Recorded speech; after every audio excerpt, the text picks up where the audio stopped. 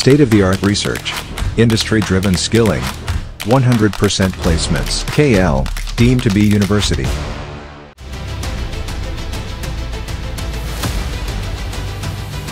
రానున్న కేంద్ర బడ్జెట్ 2024 పై అంచనాలు అంతకంతకు పెరిగిపోతున్నాయి. కేంద్ర ఆర్థిక శాఖ మంత్రి నిర్మలా సీతారామన్ ఫిబ్రవరి 1వ తేదీన పార్లమెంట్లో ప్రవేశపెట్టనున్నది మధ్యంతర బడ్జెట్ అయినప్పటికీ సంపూర్ణ బడ్జెట్ కు ఉన్నంత అంచనాలు ఈసారి బడ్జెట్ పై ఉన్నాయి. ఆదాయపు పన్ను మినహాయింపు పరిమితి పెంపు, మహిళా పారిశ్రామికవేత్తలకు ప్రయోజనాలు, దీర్ఘకాలిక పన్నుల విధానం, వినియోగం, పొదుపును పెంపొందించే చర్యలు ఉంటాయని నిపుణులు భావిస్తున్నారు.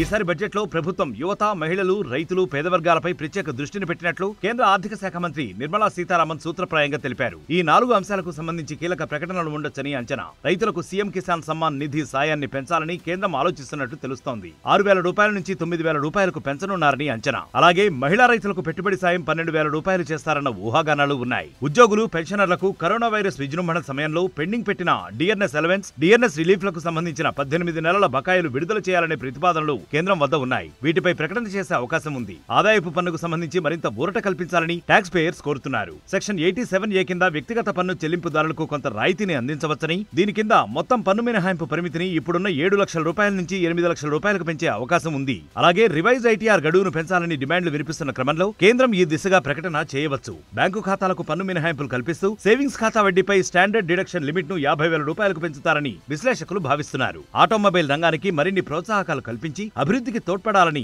ఆయా రంగాల నుంచి వినతులు వస్తున్నాయి.